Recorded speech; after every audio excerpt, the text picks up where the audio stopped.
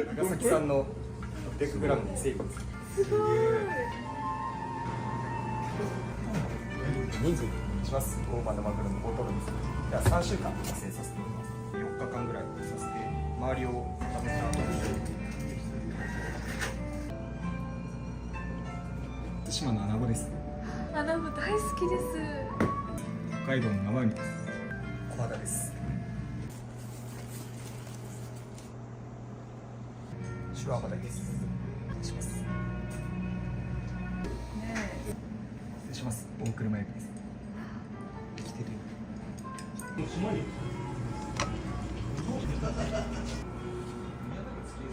いいよ。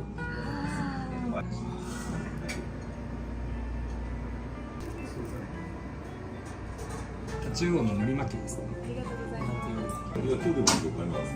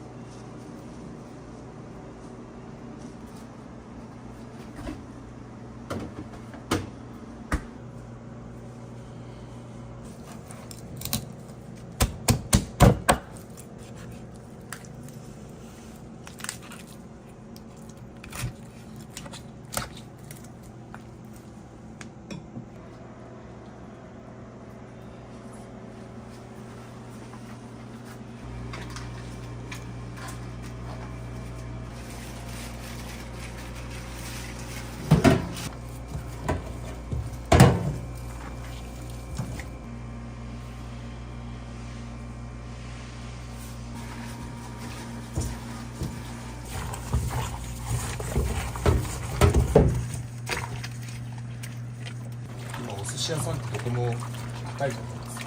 そこと変わらないレベルのものを出してそんなに高くなく食べれるようなコンセプトで一回来てくれたら大体リピーターさんになってくれるので助かってます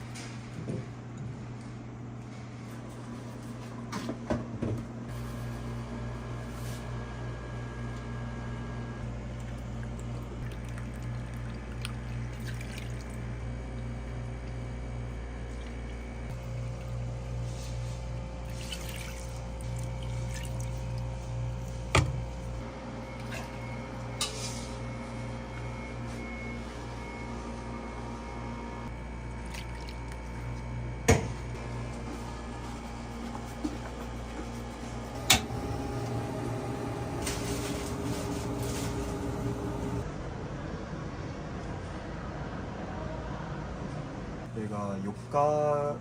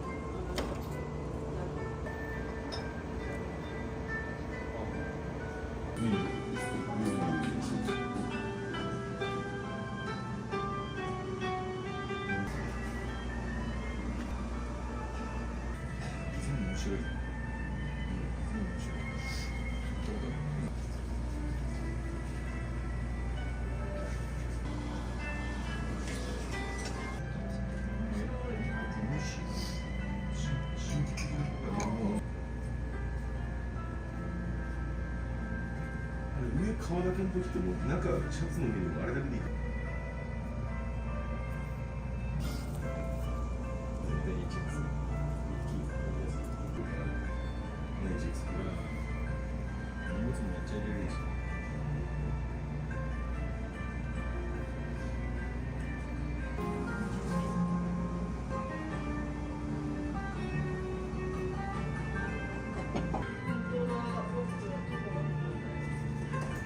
本日はご来店ありがとうございます。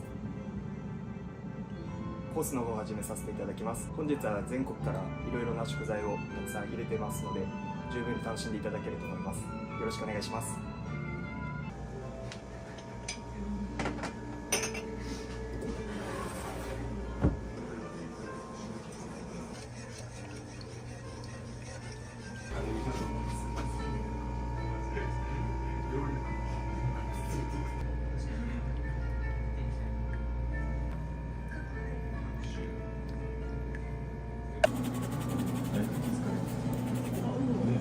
こんな顔やったんや、本物の。そ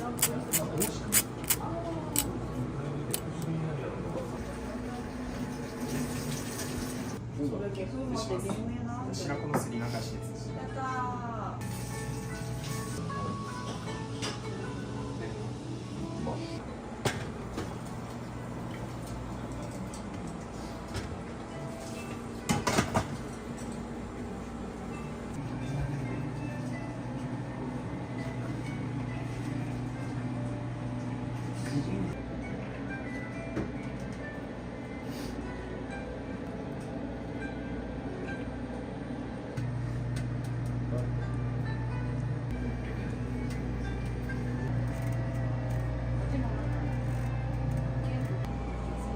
失礼します。みたこです。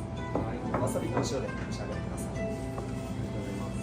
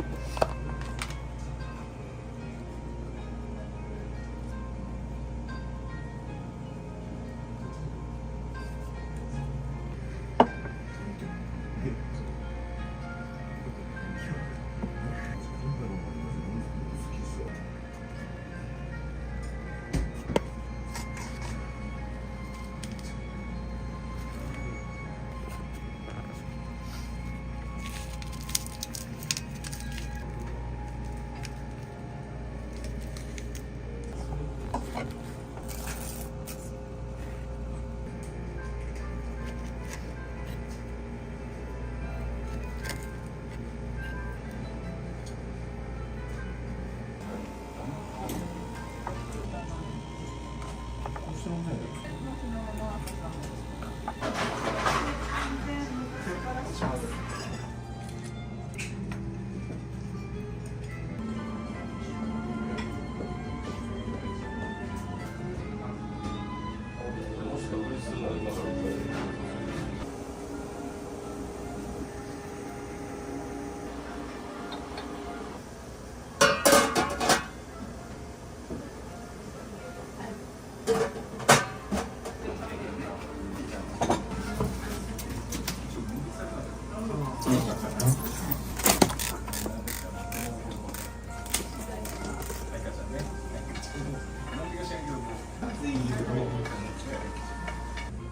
すごい逃げよる逃げよる逃げよる。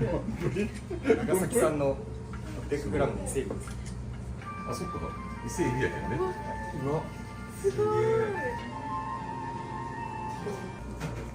人数に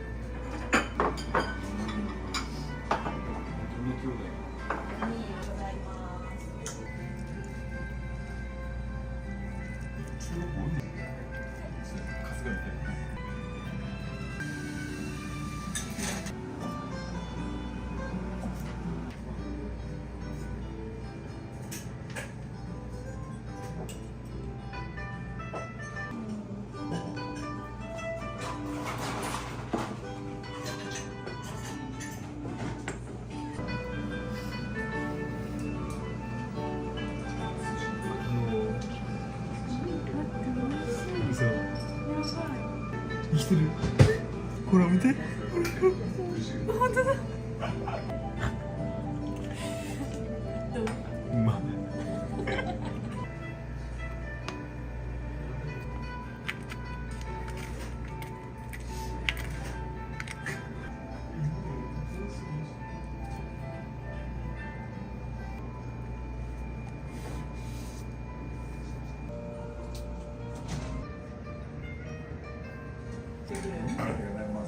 いけそうか失礼します。オイル伊勢海老。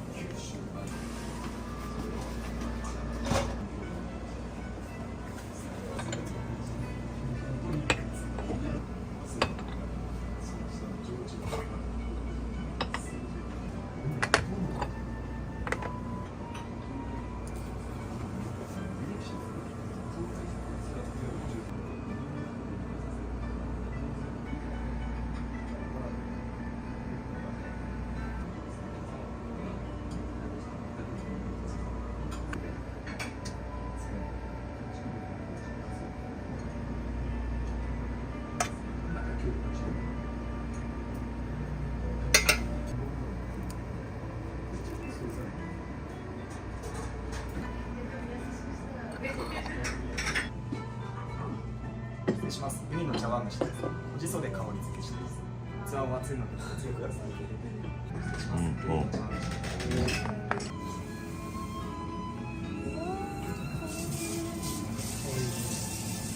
食べられるのが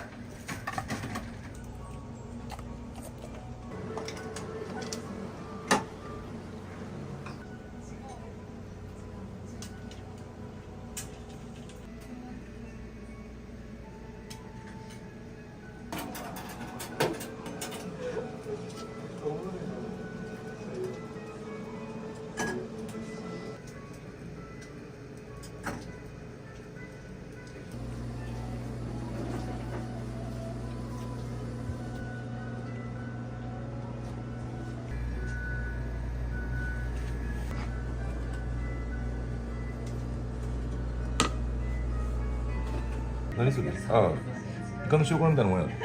そうですね。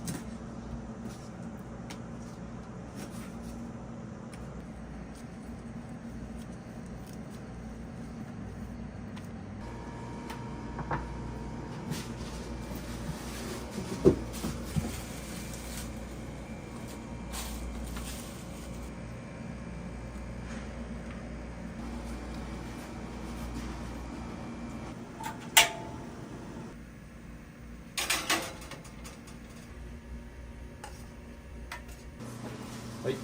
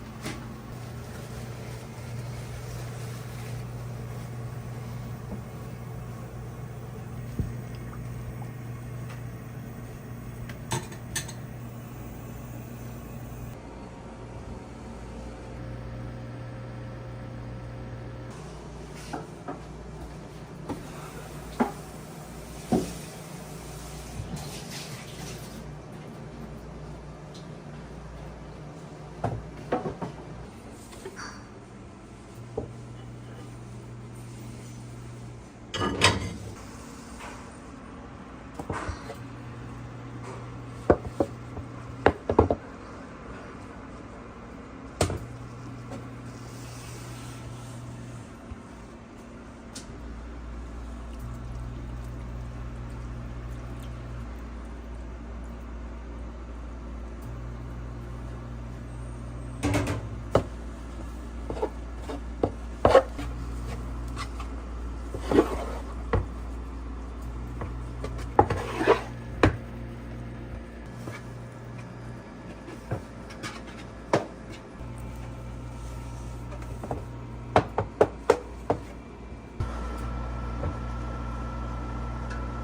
通の米より粒が大きいです。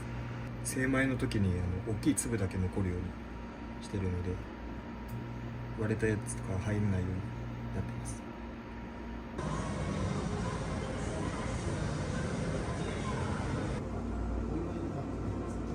関係ないよ、それずっと時間があっても今まではもちろん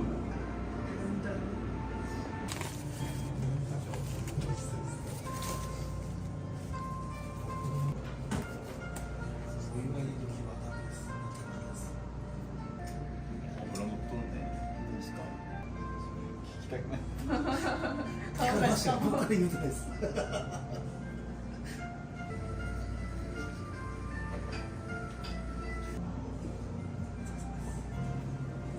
失礼します。じゃあ長崎産のブリです。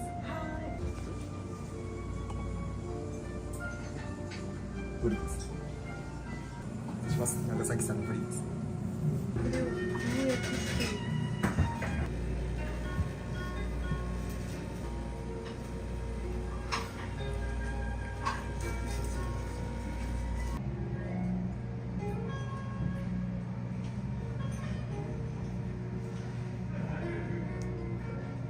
白甘鯛です。白甘鯛です。これね。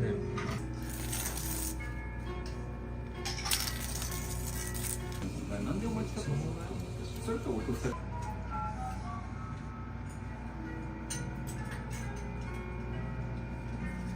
いつに行くようにいいの一本ぐらい。いきます。北海道の生ウニです。めちゃくちゃ甘いです。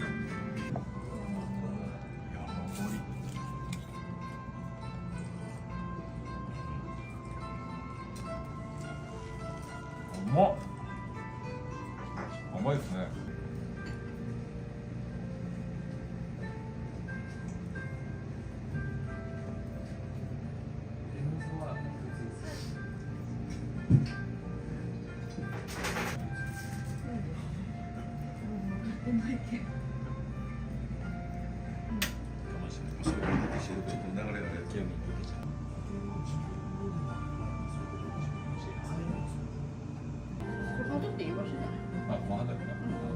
小肌です。小肌です。失礼します。小肌です。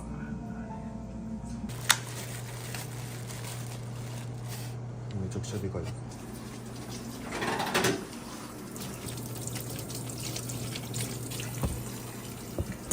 寿司は独学です。和食の店で好きでずっと握ってたんで、あとはもうずっと自分で勉強して、小学生の頃から寿司屋さんしたって夢だったんで、今楽しいです。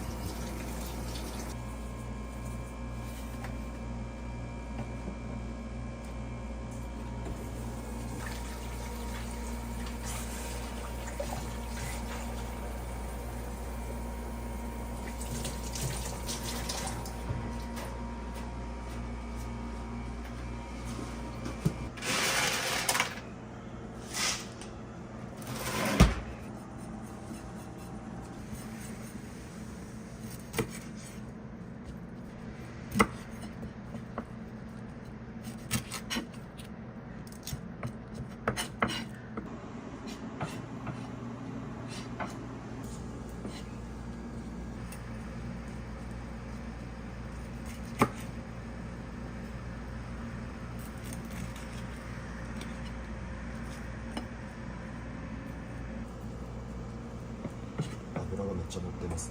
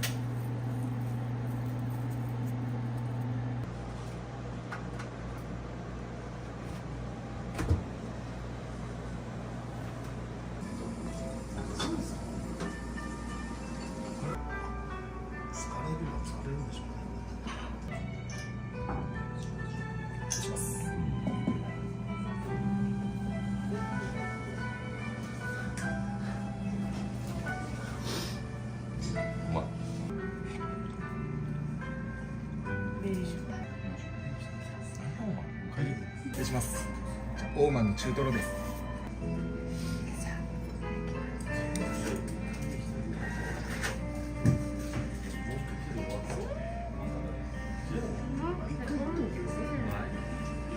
します。大間のマグロの大トロです。じゃあ3週間熟成させてみます。4日間ぐらいさせて周りを固めた後に氷の中に突っ込んでます。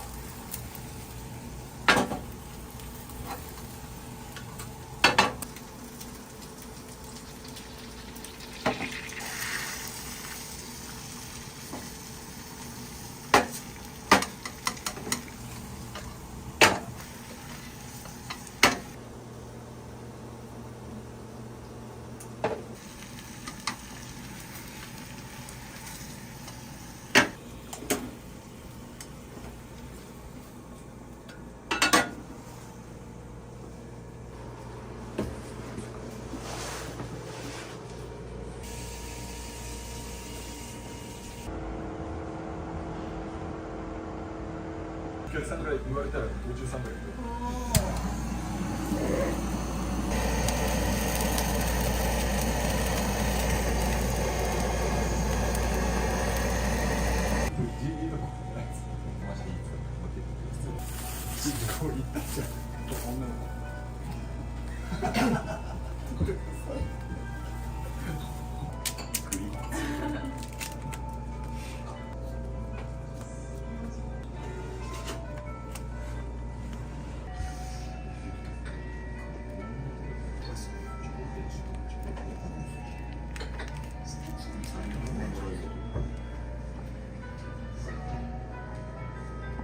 タチウオの海苔巻きですね。アクセントで、クレソンと貝割れの昆布締めを入れてます。失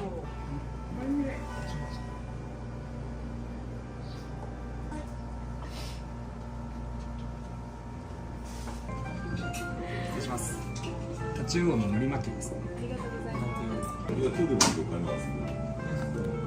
なんで延期でこれがバイク。これね、10代のコロナの話をしてきて。違います。ですけど。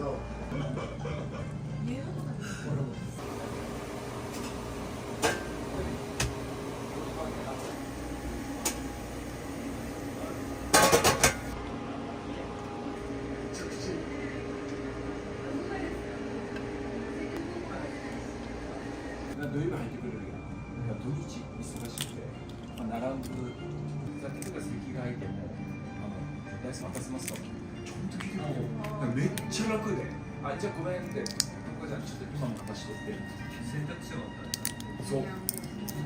で、それを、席に座ったらお客さんで、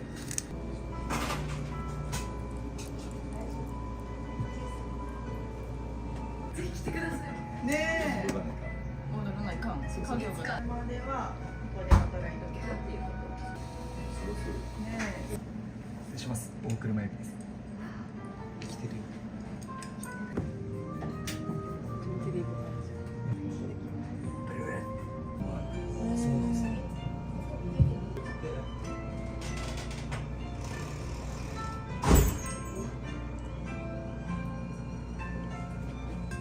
対馬の穴子です。失礼します。対馬の穴子です。めっちゃうまい。めっちゃうまいんだよ。アナゴ大好きです。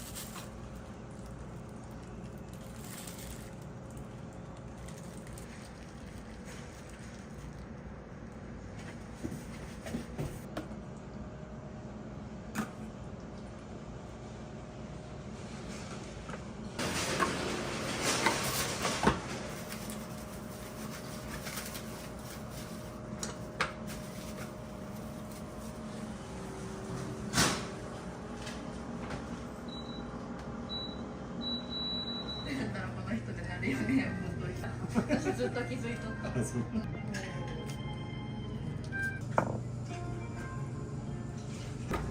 そのもうずっと言ってそうそう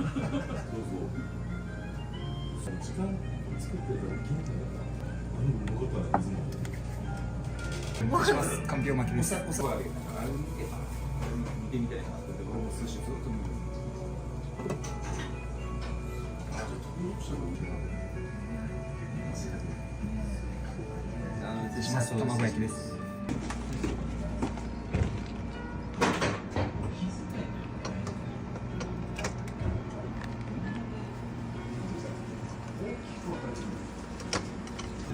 この島に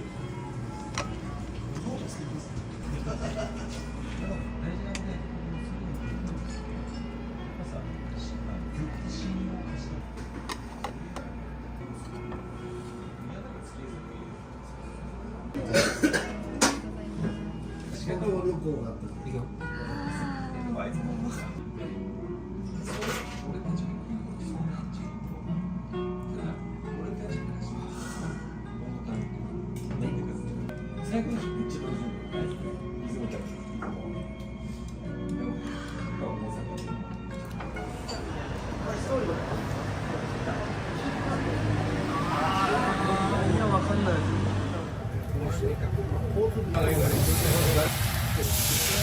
仙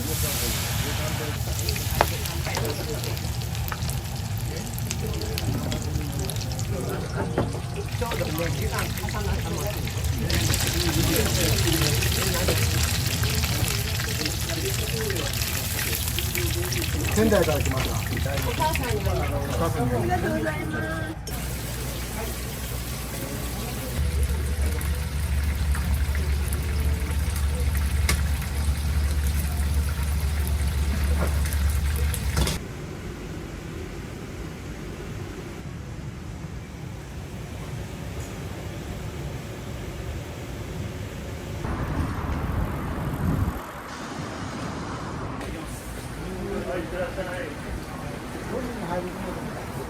首はまだ大丈夫。首はね、まだ大丈夫。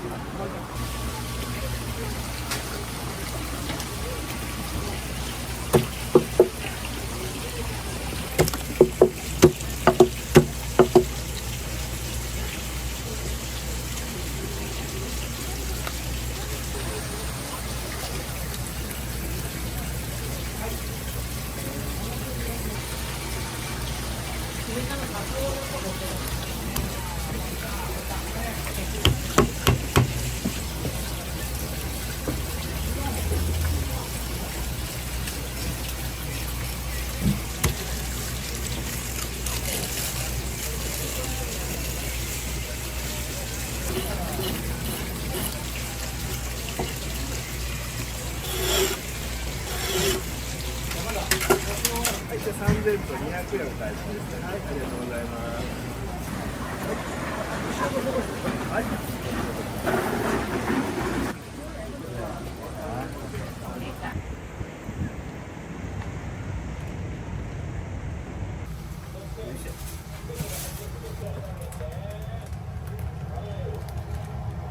このをね、ふるいでかけるんです。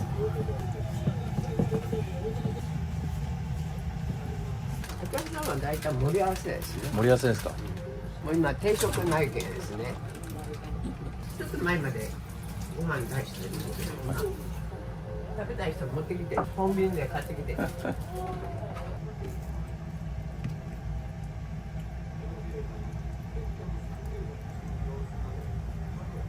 夕方上がるって聞いとったもんやから、はい。あ、もう夕方自転車で来て買い物行こうと思って濡れてきたんですよ。私も太ったでしょ。ふっくらしてますね。うん。で、主人のお姉さん。4年前ですね。もう病気しちゃったけどね、この時。うん、男前やったね。顔だけは。でも優しい人だったね。なんで10年近く闘病しとったね。で忙しいけんもう寂しくないっていう。朝から忙しい。昨日も飲みに来ました。飲みに行ったんですか。どこに行ったんですか。道中。本当ですか。友達がしてるからですね。はい。もう安くて飲めるけど。で退院したらもうお店にすぐ来るんよね。もうまだ行かんでいいっていうのにね。自分だったら高校の時とか一緒に行きたくなかったんよって全部来とったけんですね。はい。これ家に何もないよって私が言うけん。はい。来とっただけ。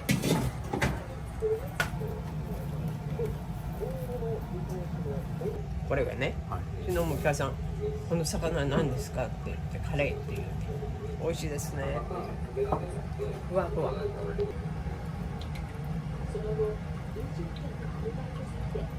もう買い物行くたびに合うね。一番上がったのが油ですもんね。油高いですよね。油もう倍になった。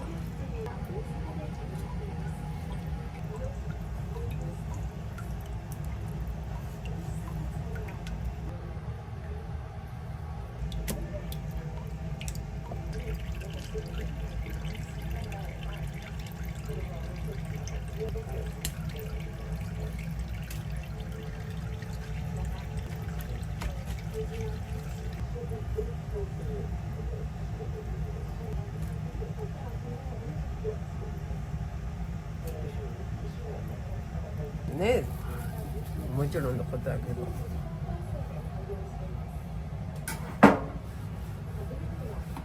年で63年ぐらいですね。63年ですか。ここで58年ぐらいね。私がお嫁に来て53年やけん、その前からあったけど、あ、そうなんですか。まあね、古いばっかりです。ちょっと狭いけん仕事しにくいですよ。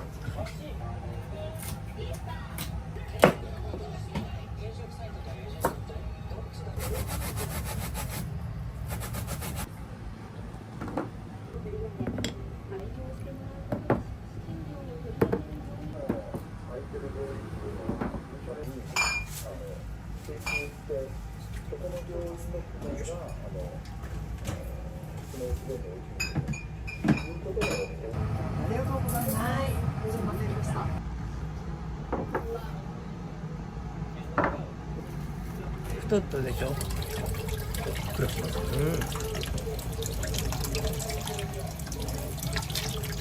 クラブの女の子をね連れてきたお客さんおってエビが大好きで、2日間エビ80本出たんですよ。もう剥くのがもう大ごとだったもんね。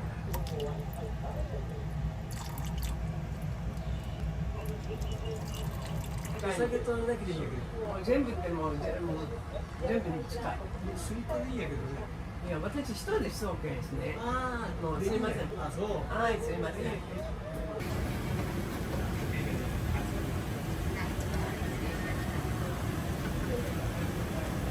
ありがとうな。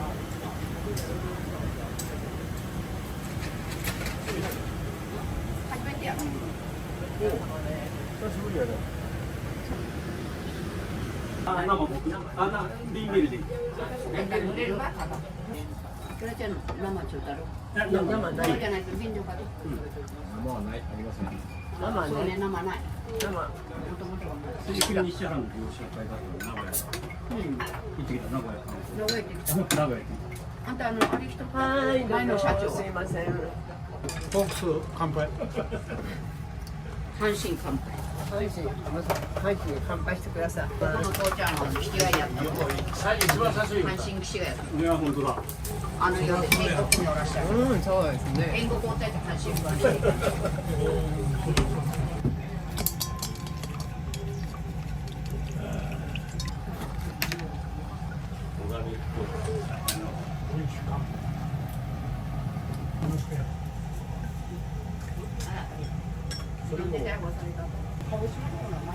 いや全国の田中真美子です。どうなんだろうね。やっぱねテレビとしてはあれはねやっぱりち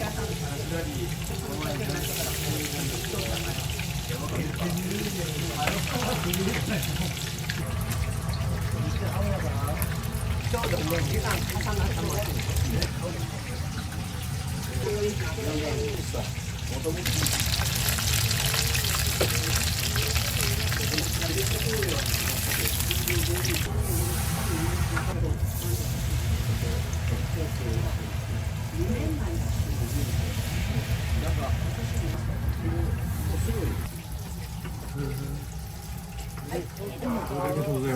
上に置いとってくださいね。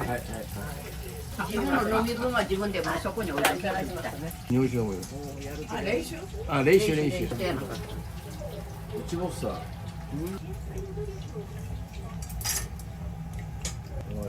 おいしい。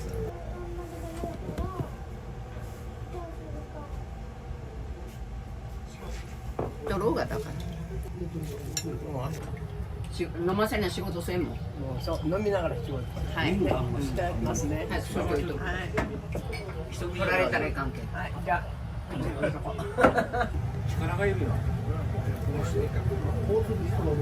力がいるから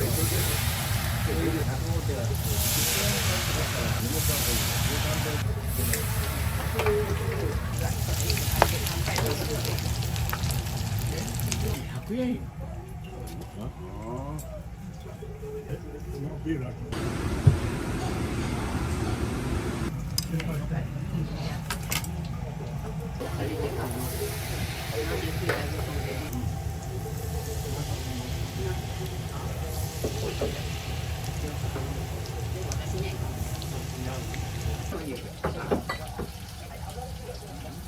毎日飲みたい人いる感じで体を起こしてない。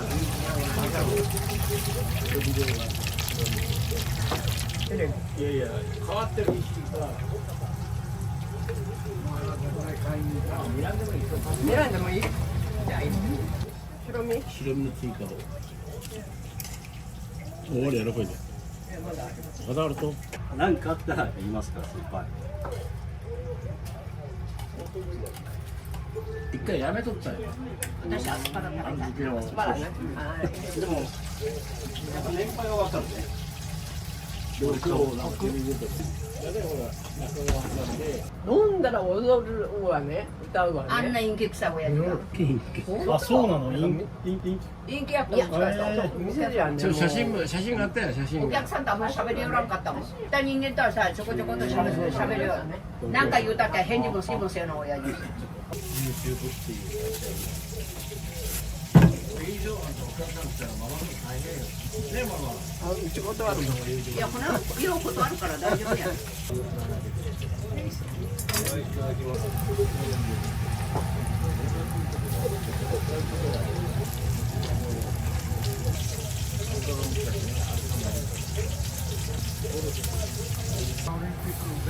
前年に行きました。日本の企業がやったんですね。ダイヤおかんがいいよ。ダイヤおかんがね。危ないよね。危ない。隣の大将みたいにあんた骨折してから。怖い人。そうよ。その人が匂いとった。年好きだよ。これから落ちたい。これから具合悪い。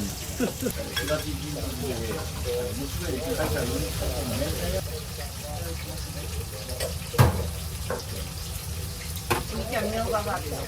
みょうがください。いやもうまだ入ってるよ。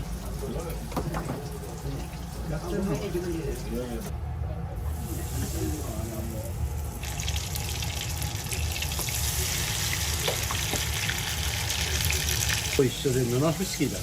何があれしたんだ。もともとは不人気球団だろ。アスパラの皮ですね。皮でしょ。この間も食べたし。どれがアスパラ？全部。みょうがは何にしたんですか？僕もみょうがください。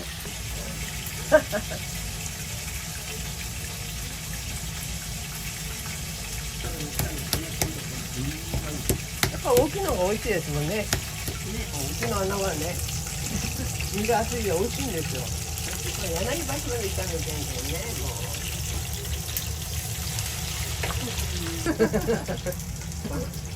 本当。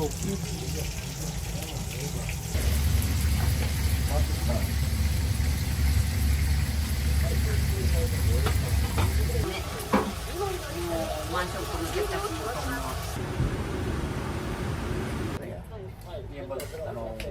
刺身はじゃないけど、そういう肉類大体好みでお客さんに出すけど。明太子の天ぷらだもん。すいません、じゃあこっちこっち。ありがとうございます。そうね、今度サントリーと言うとっちゃろう。言うとってそうだ。じゃあ何がいいんですか。お客さんにもうビールしか飲まない。昨日も一人で大体9本ぐらい。お腹空いとってもさ、美味しいのが感じてるのぐらいで。酒を楽しむ。人が楽しむ。両方行けて暴力的なんだ。何回ですか？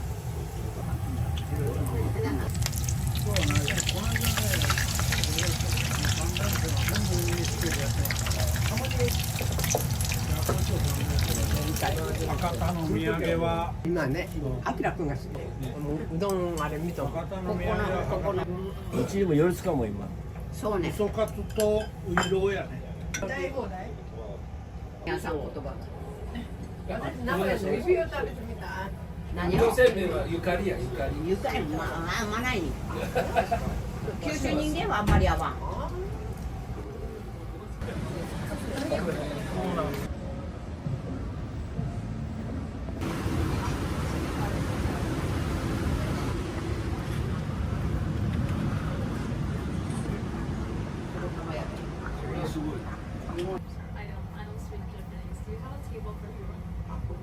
How many people? 3人入れますか？いやもう入れ。いや僕は出るよ。いいですよ、いいですよ。よろしいですか。いいですよ、いいですよ。すみません、こんな場所わかるよね。私も知らんの。これ大通り出るでしょ。右曲がるでしょ。はい、はいよろしくお願いします。お待ちしておりはい、ます。はい。後ほどお邪魔させていただはい、きどうぞカラオケ歌いに来てください。ます。どうもすみません。ありがとうございます。ごちそうさん美味しかった。背中は曲がっとるけんね。どんどん背中が曲がってきやしてね。尻が小さくなって。店も休むかねと思うけどです。なんか時間があったらね、店に行かなきゃいけないと思って来る。猫ちゃんにバイバイって言うね。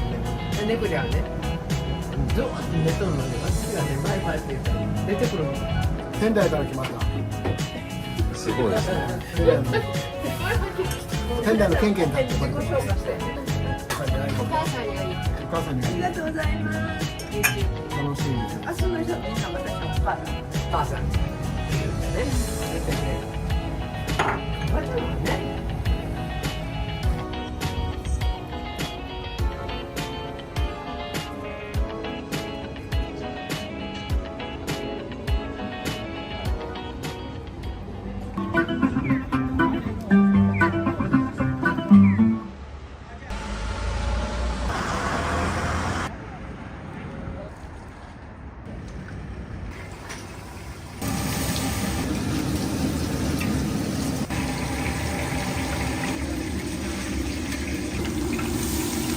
昼にしたいロットが丼にご飯を入れて天ぷらを乗っけてタレをかけてくれる当店で天丼が発祥したと言って過言でないと。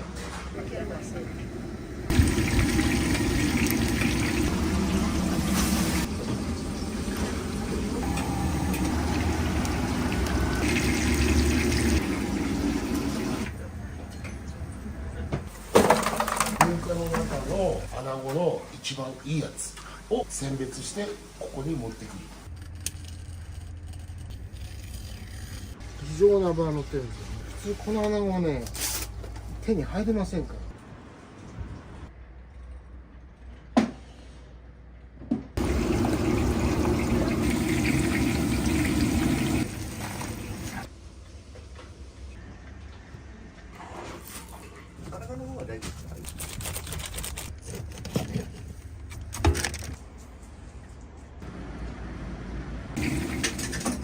さつまいもとフグとカスボダイです。はいはい。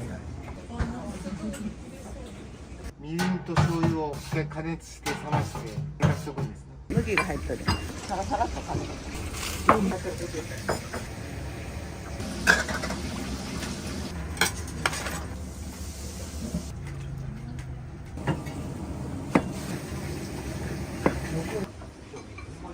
毎月1回は来ようっていう穴子が最高だと思います。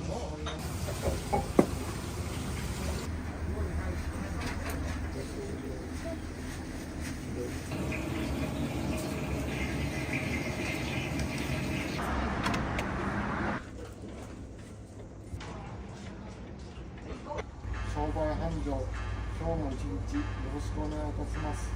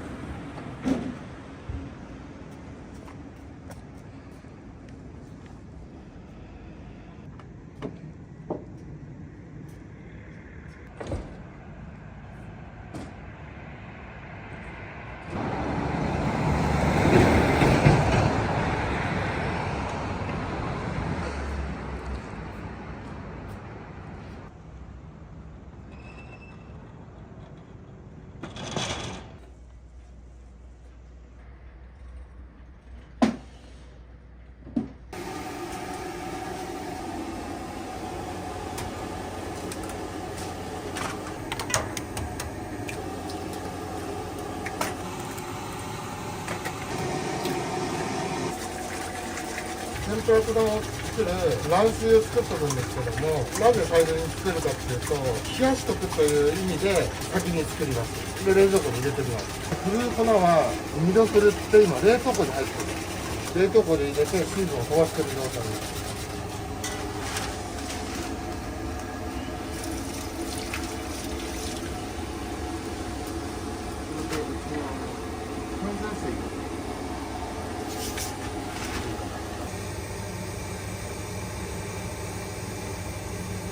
この割合も入れすぎてもダメだし、洗ってもダメです。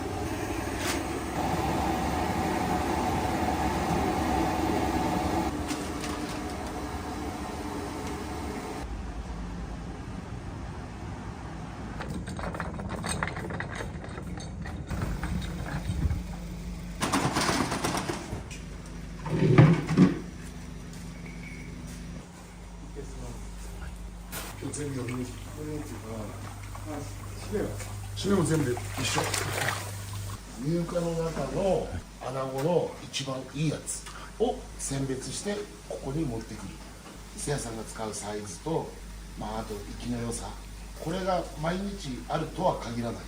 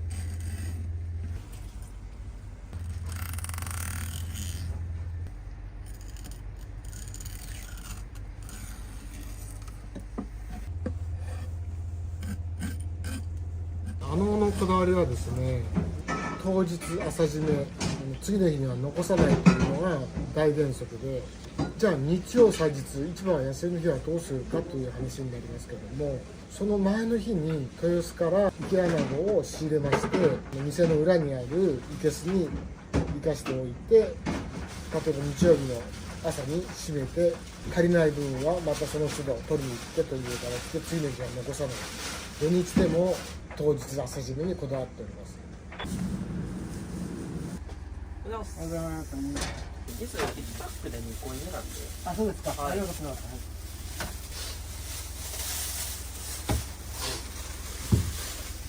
以上です。お願いします。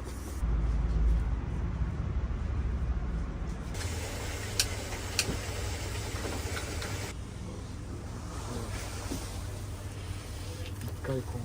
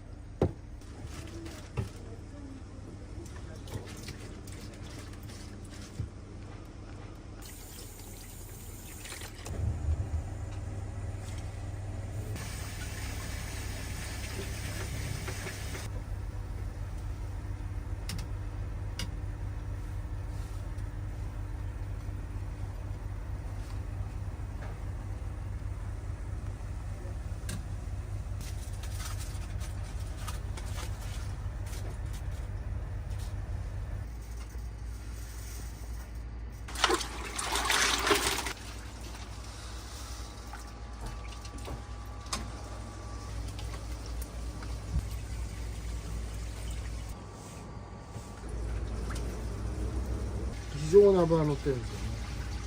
こういったものがね、普通この穴子はね、手に入りませんから。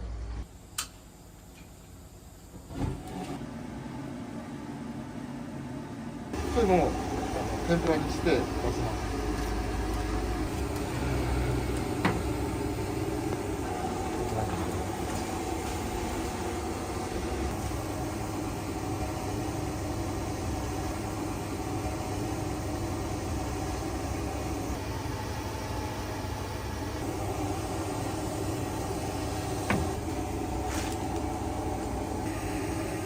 いう状態では持てないと思うんですよね、普通の豆腐だと。ですけど島豆腐はそれができると。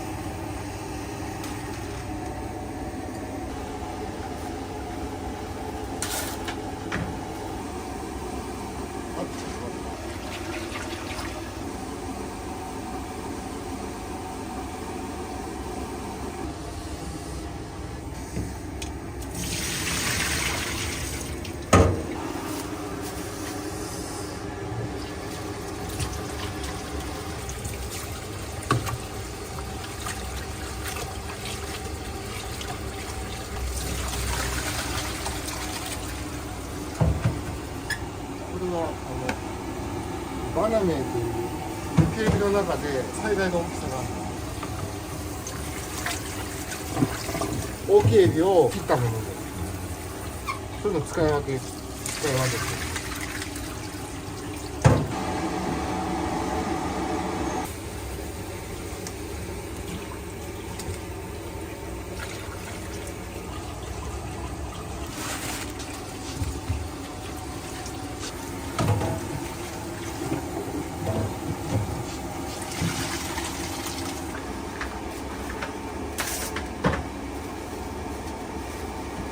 使う野菜は少ないですよね。江戸前天ぷらは始まりは野菜類がなかったんですよ。なぜかというとごま油の香りが強いので野菜の香りが消えてしまうということと、火加減の調節が昔は屋台から始まったので練炭とか炭とかそういうものですので、野菜の温度の低温高温という使い分けができなかったので魚介類を揚げる調理法でした。ガスになってから僕の時代になって加えるようになりました。親父の代まではシシトウだけでした。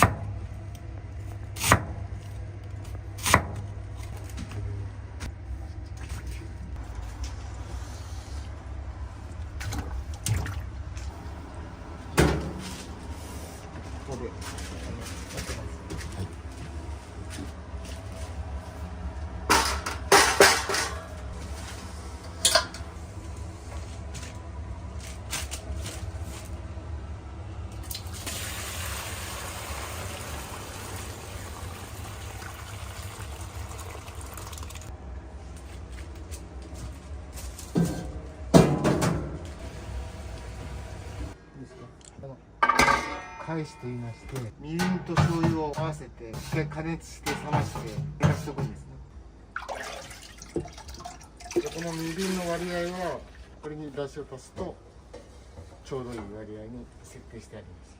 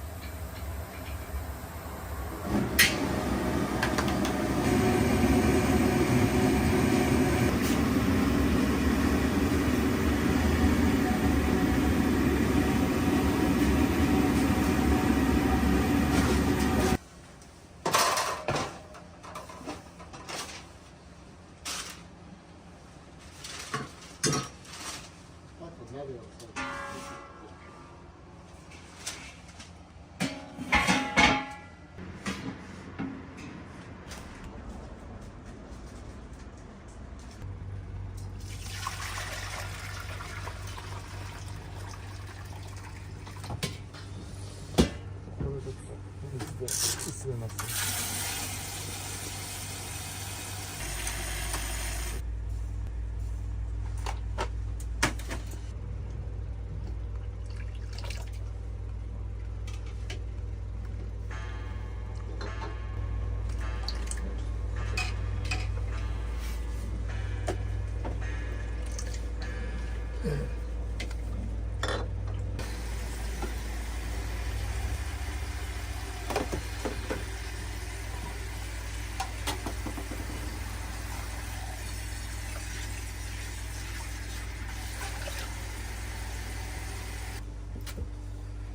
どうしようかな。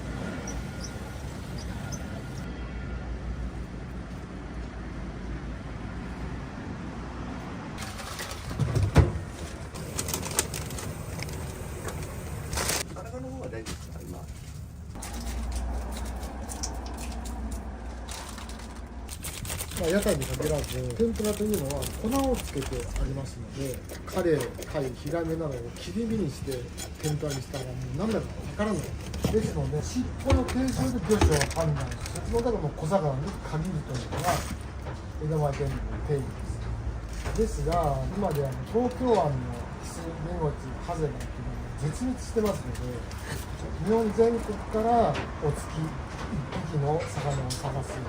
例えばカシゴ、コダイであるとかコフグであるとかサヨリ、ヒメコダイなどを主に扱うようにしています。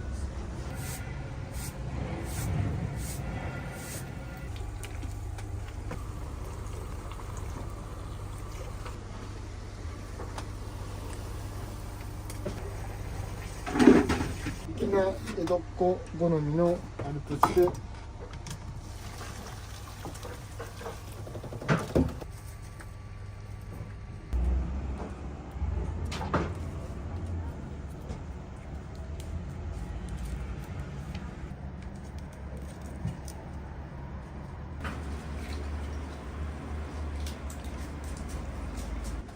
お邪魔します。ご丁寧制でございます。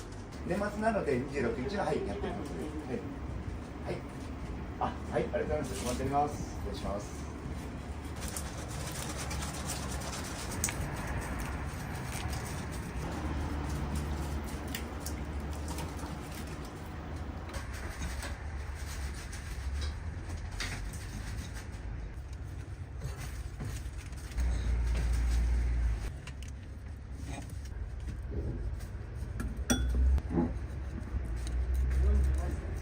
はい。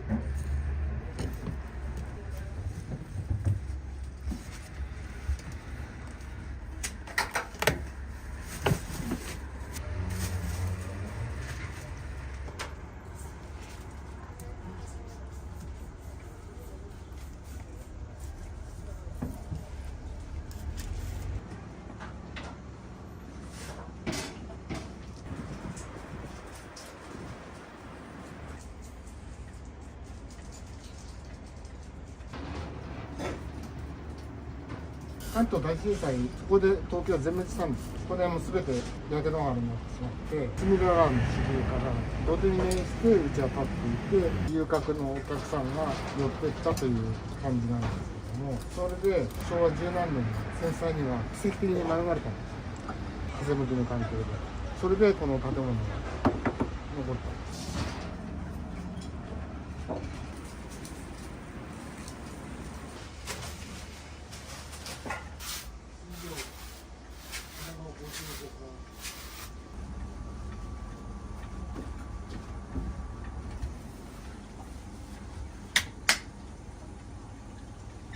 商売繁盛、今日も一日よろしくお願いいたします。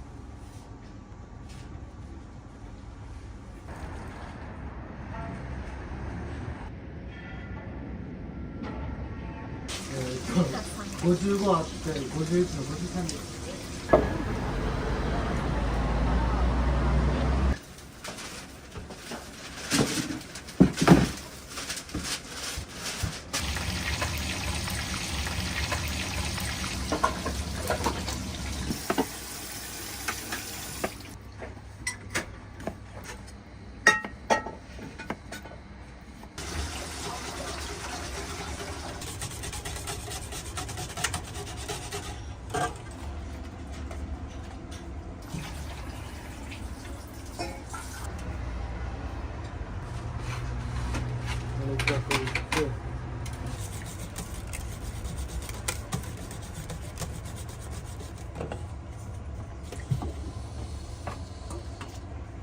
は使いますけど。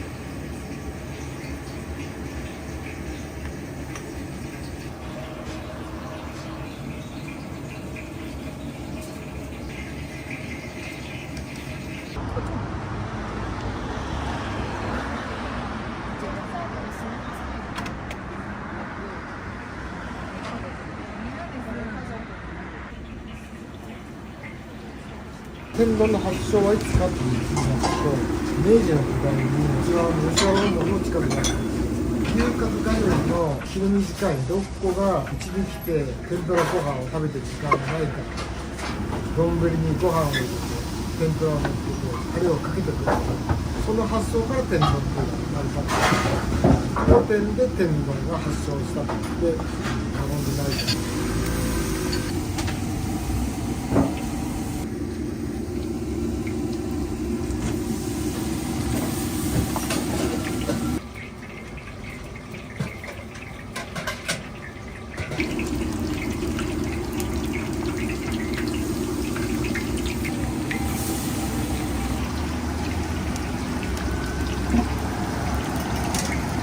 ごま油の香りで客寄せをしたという始まりですので、今でも当店では香りに強いごま油をサラダ油にブレンドしています。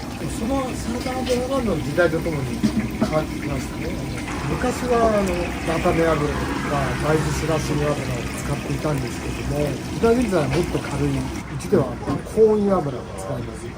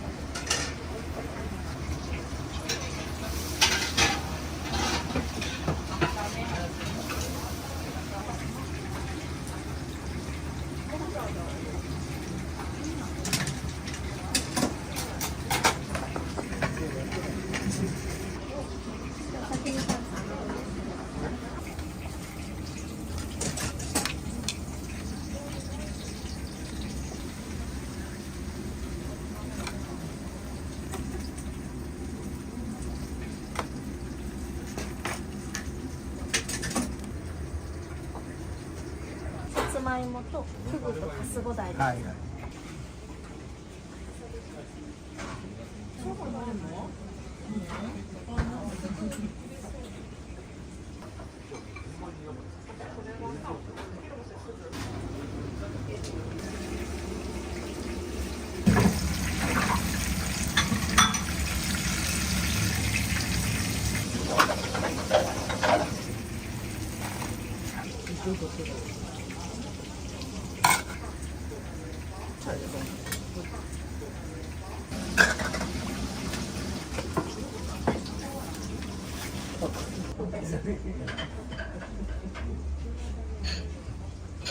近所でも。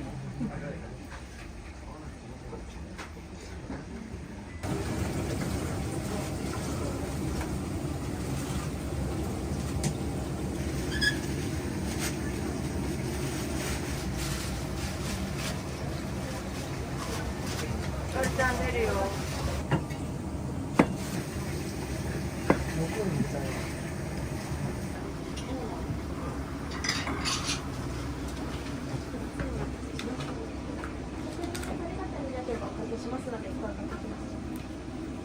一番最初に来たのはもう子供の頃、親父と一緒にそれでずっと空いてまして、7、8年前から毎月1回は来ようっていう感じで伺ってます。穴子が最高だと思います。全て美味しいんですけど、旦那さんのこだわりですか、これでやっぱり通いますね。島豆腐ももっと食いたいすいません、また来ます。はい、よろしく。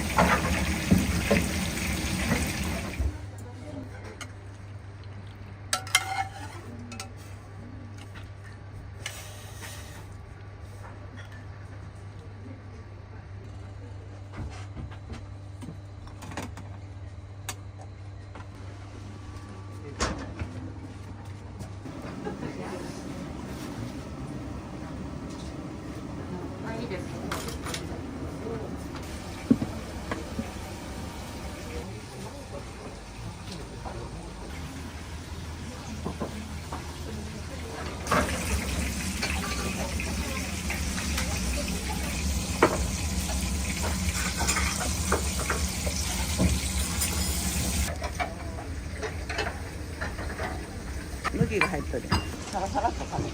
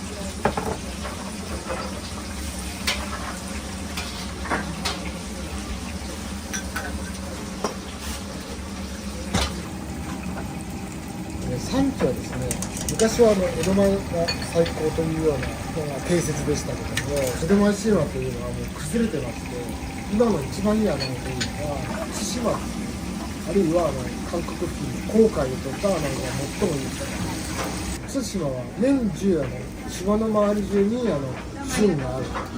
ですから同じ品質のものを年中仕入れられる。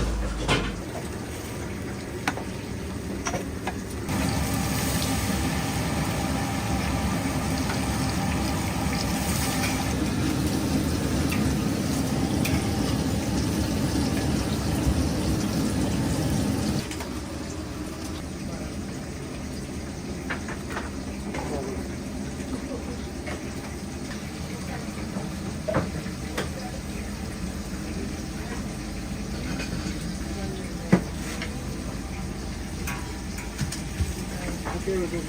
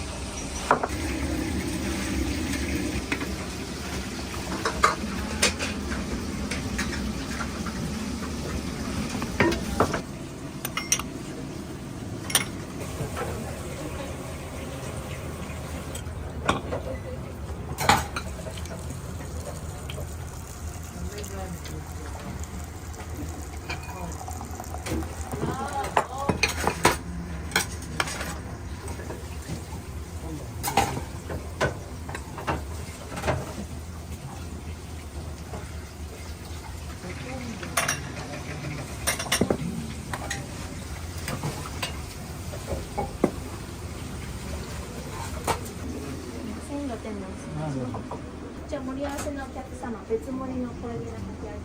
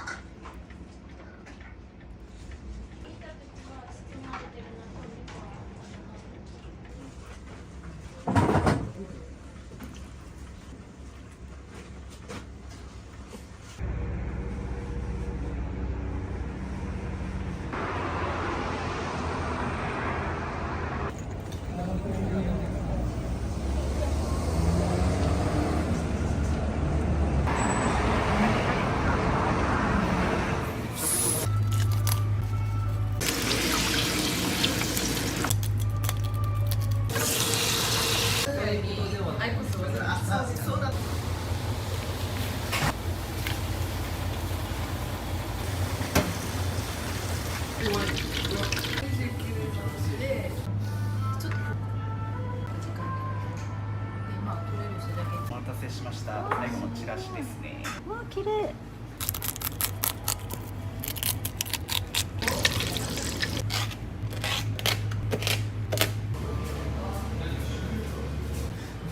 ちゃんと音声取り。どうします。コウイカとウニですね。中にウニ入ってます。これ2キロ合わないで多分。あ、でも今ウサギがいいらしいですもんね。出すか新型や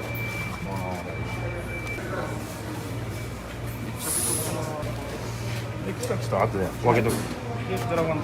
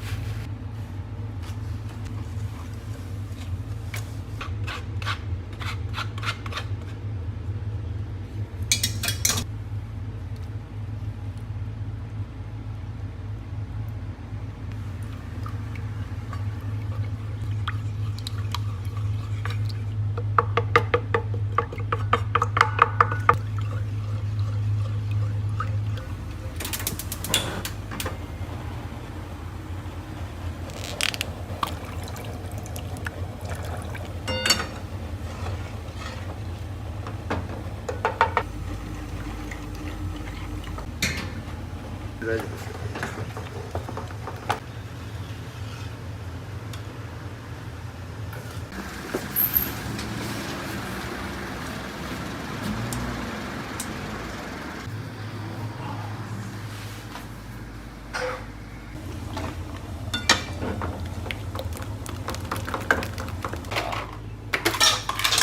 はい。はい、すいません。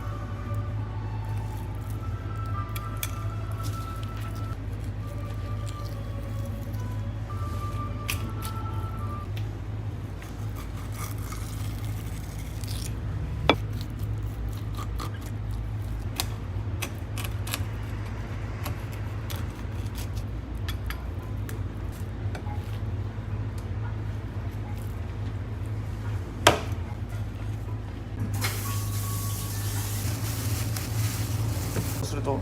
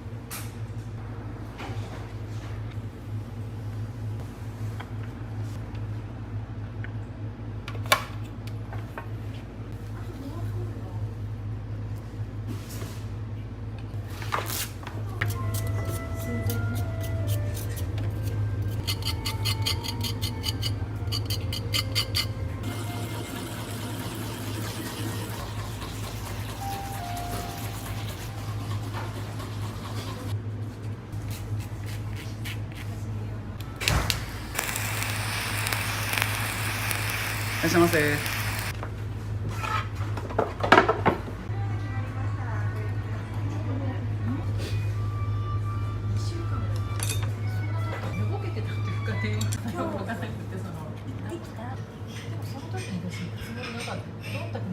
します。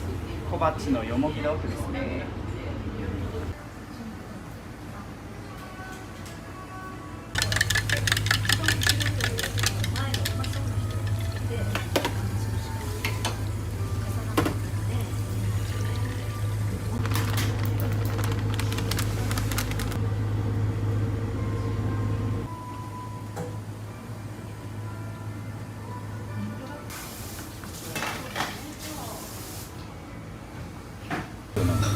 で、あいつが明太クリームあんでした。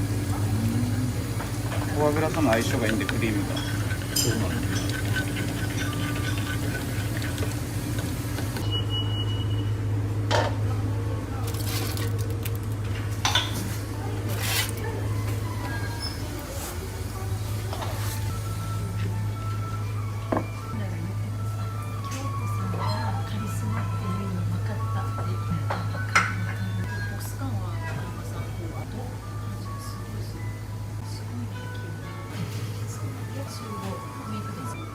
フォアグラフリーですね。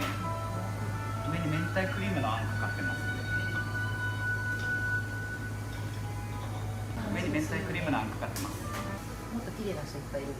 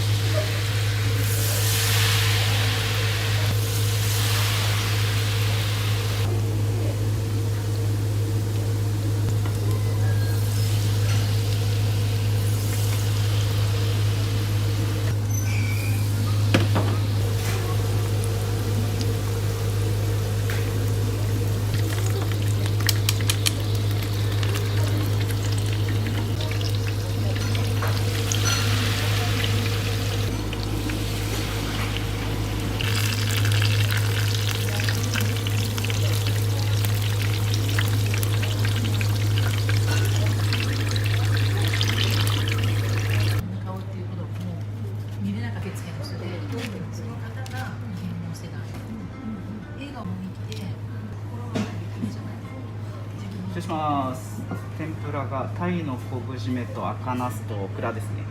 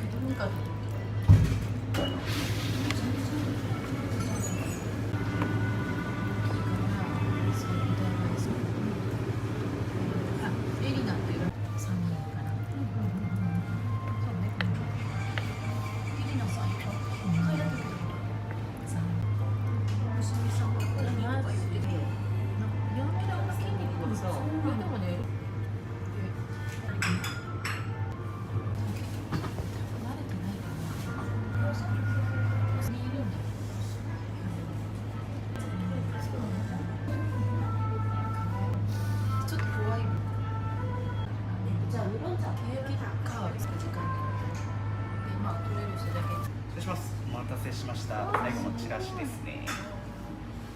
うわ、綺麗。うわー、すごいねこれ。上手な人は本当四角く寿司みたいに取って食べてます。本当に綺麗に食べる人いる。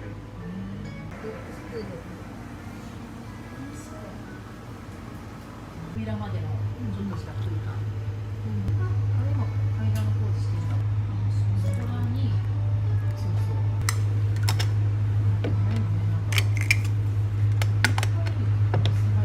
失礼します。青さの赤だしですね。失礼します。青さの赤だしです。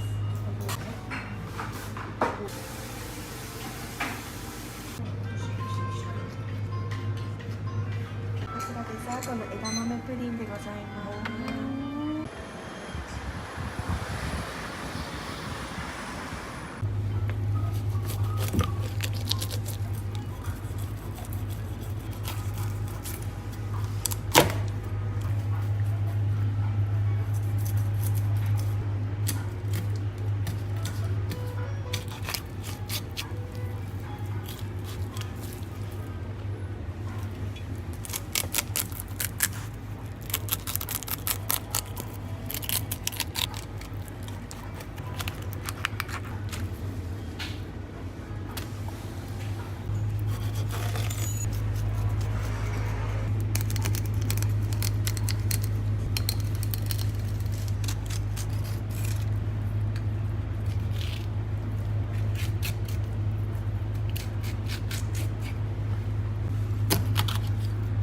あの人魚のために生まれてきた。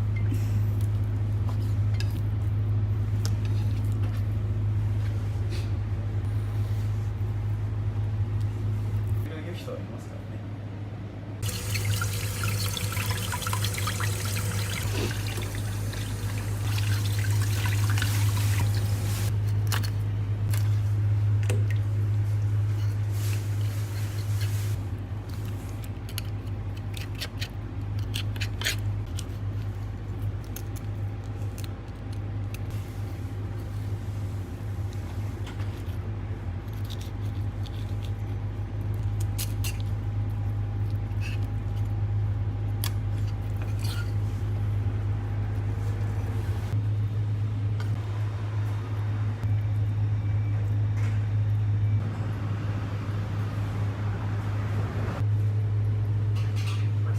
天粉つけてあげたら鱗揚げになる。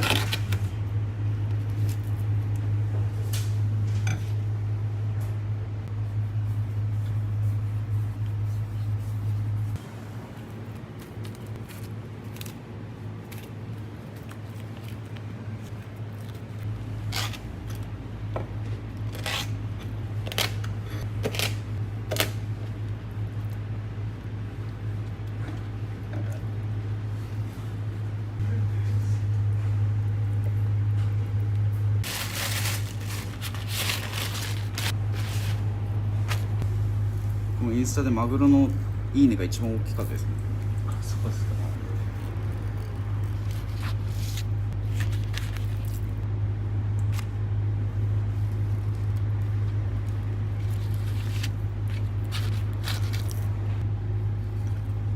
この作取りの時からランチの大きさに合わせるんですよね。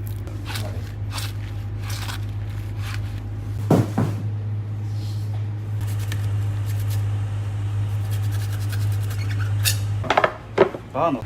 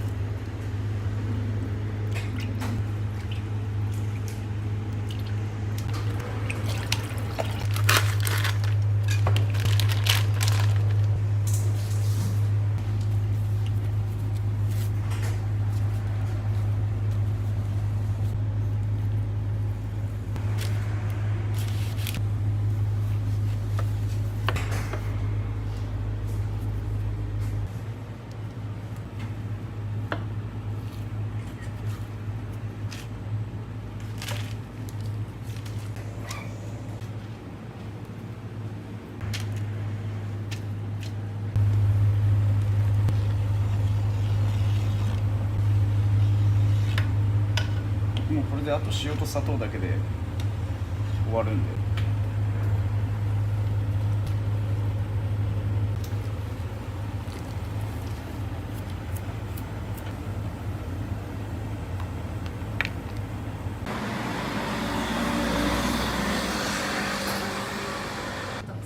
そんな気がして戻してみようかなと思って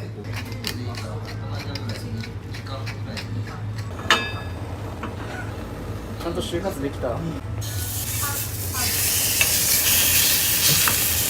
炭酸ア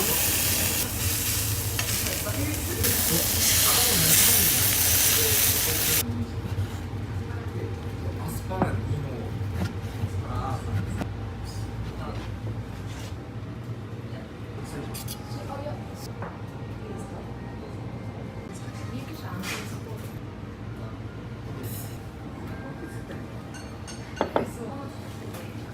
失礼します。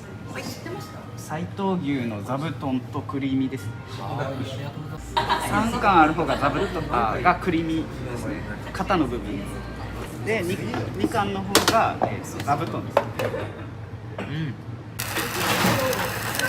の13です。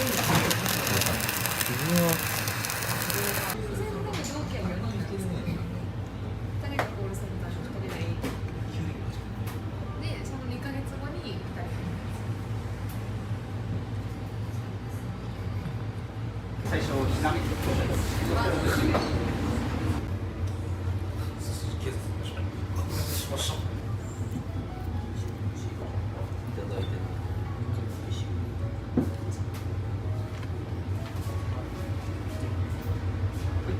中トロですよ。タレがあと1貫しかないです。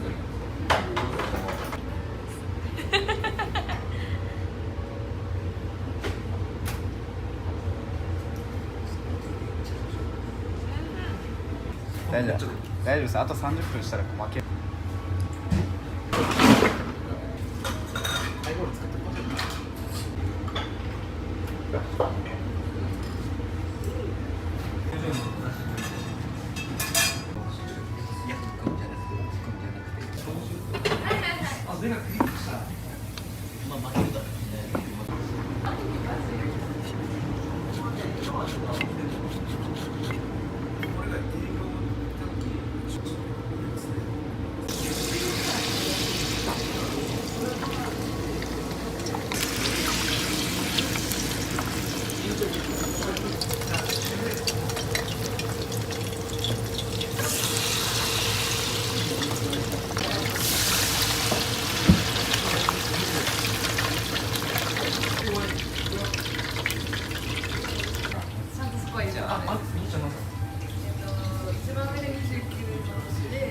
最初はワカサギです。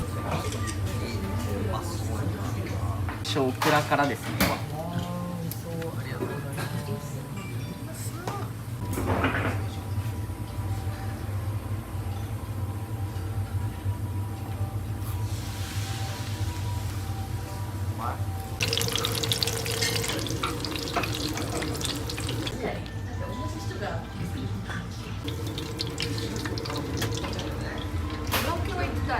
しいたけ。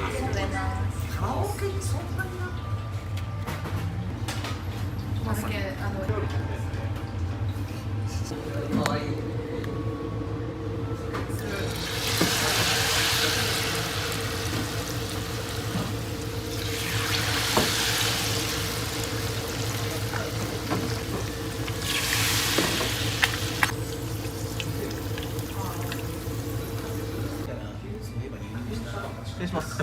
キスとスナップエンドウですね。天ぷらが一旦終わりですね。まあ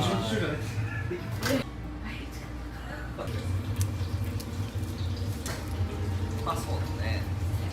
身長低い。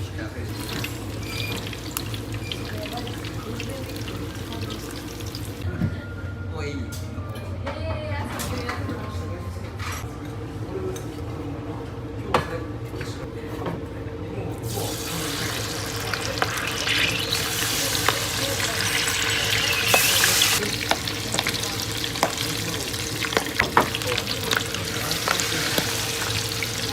の朝までーす。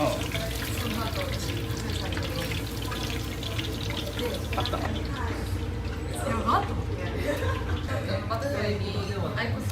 そうだとしても勝手がいいってことでしょうよ。きちんと再検査もしましたね。ありがとうございます。ずっと休んだ時からそういうなんていうんでしょう、季節とかそういうものもあるかもしれませんけど。いや、そうないと。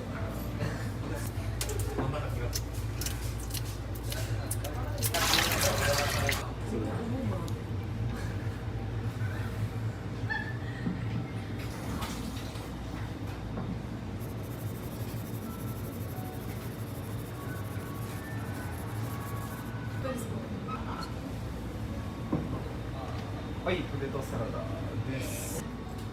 一番最初の釜飯は本当に一番。いい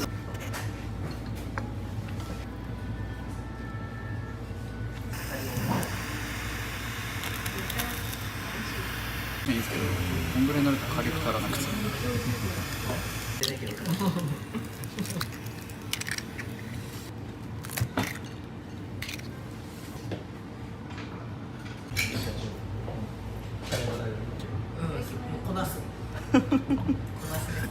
こなすってことですね。なんか初めての店でもこなれ感をすごく出してる最初は金目鯛ですね。ままいただけますでしょう。うわな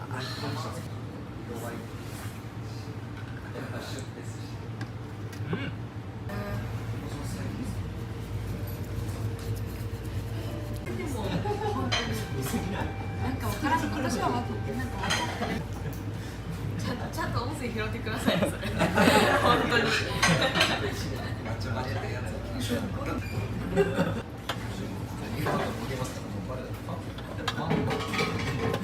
うします。コウイカとウニですね。中にウニ入ってます。ウニ入ってる。で最初それで予一応でお店じゃそういう風俗嬢じゃないですよ。結構上に見られることが多くて、なんかこの間お客さんに34歳ですかって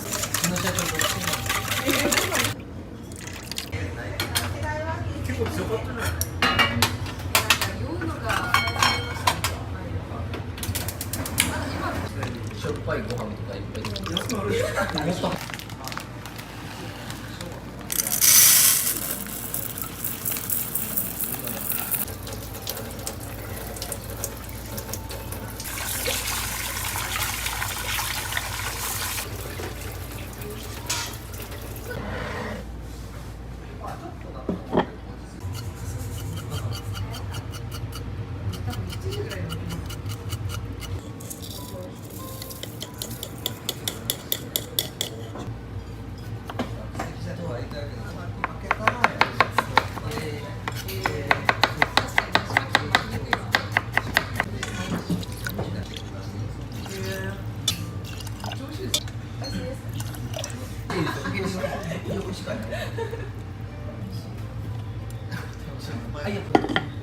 何もできなかったからって言ってるんで、ちょっとでもなんかする。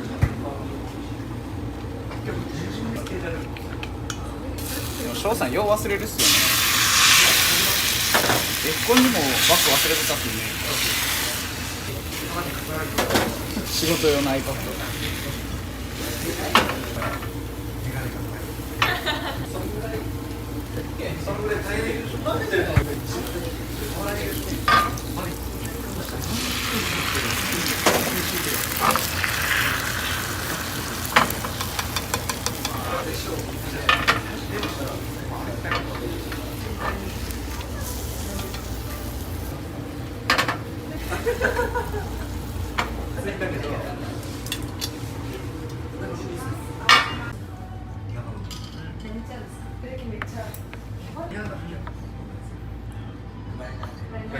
ライナー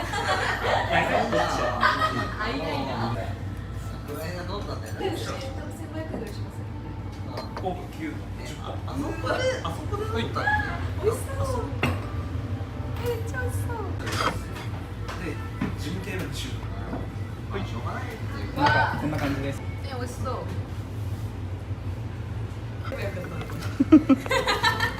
ケバ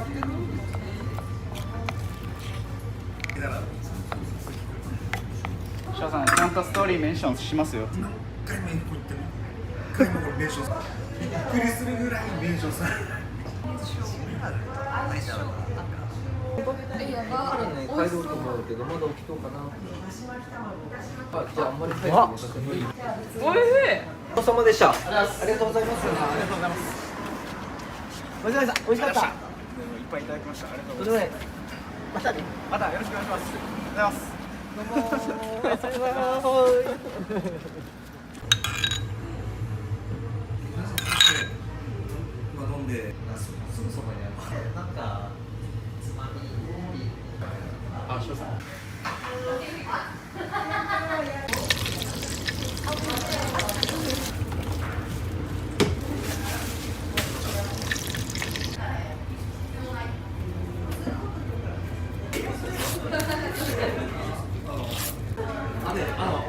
今日は俺との一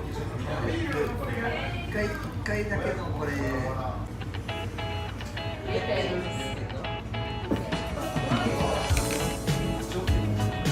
はい、ありがとうございます。醤油かけて。美しい。サービスですね。美味しそう。もしよろしければもうすぐにお肉上がるので、甘あいので6個焼きで。甘い。トロですよ。これ鱗焼き。